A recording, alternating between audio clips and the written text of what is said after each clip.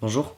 Alors aujourd'hui je vais faire une vidéo que je ne pensais pas du tout faire mais qui me semble très utile aujourd'hui car j'ai de plus en plus de questions sur la torsoplastie, donc l'opération que je vais faire le 18 novembre. J'ai de plus en plus de questions sur cette opération de personnes trans ou de personnes pas trans.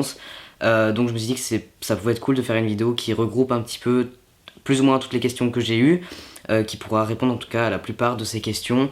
Donc ben voilà, je suis là pour faire cette vidéo en fait. C'est parti.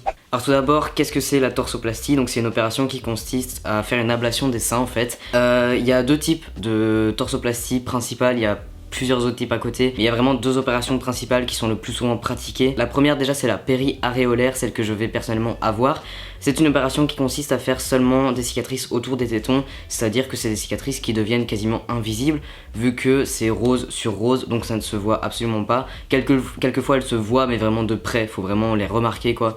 Donc c'est une opération qui est le plus souvent désirée par les personnes trans, mais qui peut se faire seulement sur les petites poitrines et les poitrines dont la peau est assez élastique. Et la deuxième opération la plus réputée, la plus souvent faite, et c'est vraiment celle qui est très souvent faite, c'est la double, qui consiste à faire deux grandes cicatrices en dessous des tétons qui font plus ou moins la forme du pec en fait. Et quelquefois le téton est aussi greffé, c'est-à-dire qu'on l'enlève pour le replacer correctement comme sur une péri, sauf que là du coup il y a deux grandes cicatrices en plus, mais des fois les tétons ne sont pas retirés, on n'y touche pas. Donc la double se fait sur les poitrines moyennes ou grosses. Alors la question qu'on me pose très souvent en ce moment, c'est pourquoi personnellement je fais cette opération. Parce qu'en fait, voilà, on voit rien. Quand j'ai un t-shirt, on voit rien. Alors excusez-moi de vous le dire, mais cette question est extrêmement bête. Parce que évidemment qu'on voit rien, j'ai une brassière qui me compresse en fait la poitrine. Donc ça paraît logique, vraiment qu'on voit rien. Le problème c'est que là, si j'enlève mon t-shirt, vous voyez, j'ai un truc. C'est chiant en fait, je ne veux pas porter ça à vie. C'est vraiment pas mon but de porter un truc qui me fait limite mal en fait chaque jour. Donc vraiment cette question je comprends pas pourquoi vous la posez parce qu'elle paraît tellement logique, genre pourquoi je fais cette opération? Pour avoir un torse en fait. Voilà. Alors où est-ce que je vais faire cette opération? Personnellement je vais la faire à Gand par le docteur Mini. C'est un docteur, c'est le chirurgien en fait le plus réputé en Belgique pour la mammectomie, plus précisément la péri-aréolaire. J'ai pas été chez lui en sachant que j'allais faire cette opération là, mais bon voilà, c'est le plus connu en Belgique et je voulais pas aller en France pour faire cette opération. Donc j'ai été chez lui et il m'a dit que je pouvais faire la péri. Donc ce qui me convient très bien parce que c'est celle qui réussit le mieux, même s'il sait faire aussi les doubles, mais c'est pas celle que je préfère chez lui en tout cas. Alors combien coûte cette opération? Alors faut savoir que ça dépend des chirurgiens. Il y a certains chirurgiens c'est 2000 euros, 3000 euros, c'est jamais en dessous de 2000 euros, je pense pas, en tout cas c'est très rare. Personnellement mon chirurgien c'est 5200 euros, avec une partie qui est bien sûr remboursée que je ne partagerai pas parce que ça reste privé. Donc c'est relativement cher, mais voilà c'est un truc qui va durer toute la vie, c'est-à-dire qu'après j'ai plus besoin de faire cette opération. C'est comme pour les tatouages, ça coûte cher mais c'est à vie. Donc oui, sur le coup ça fait mal parce que même si c'est pas 5200 euros du coup que je vais payer, c'est quand même pas, c'est pas 1000 euros, c'est plus de 1000 euros, c'est plus de 1500 euros, donc c'est quand même relativement très cher. Mais voilà, c'est à vie et je le veux vraiment, donc j'ai pas vraiment le choix pour avoir un beau résultat. Je suis un peu prêt à tout. Alors combien de temps reste-t-on à l'hôpital? Alors généralement c'est 2-3 jours grand maximum. C'est vraiment pas une opération lourde. C'est pas une opération pour laquelle on a besoin d'une hospitalisation très longue. Parce que voilà, tout simplement il n'y a pas besoin de soins particuliers très importants. La plupart des soins on peut les faire nous-mêmes chez nous tout simplement. Donc voilà, l'hospitalisation est vraiment pas très longue.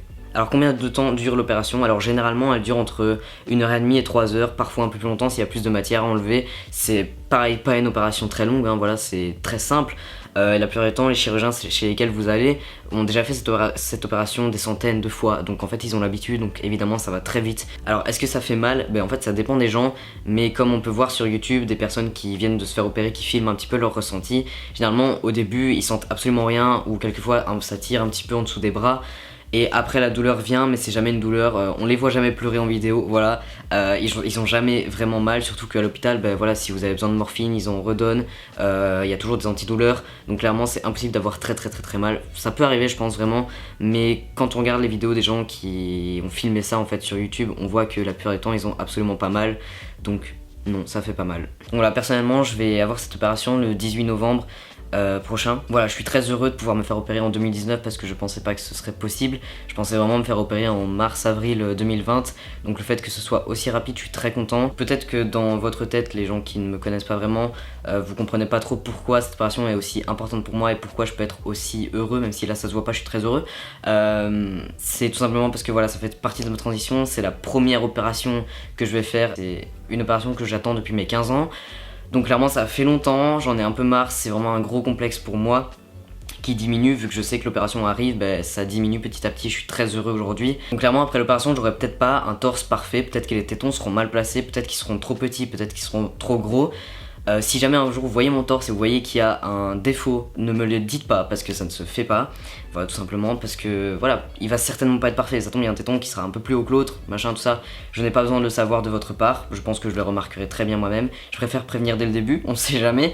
Voilà, parce que je sais qu'il y a des gens comme ça, très maladroits, qui pourraient faire ce genre de remarques, donc je préfère prévenir tout de suite.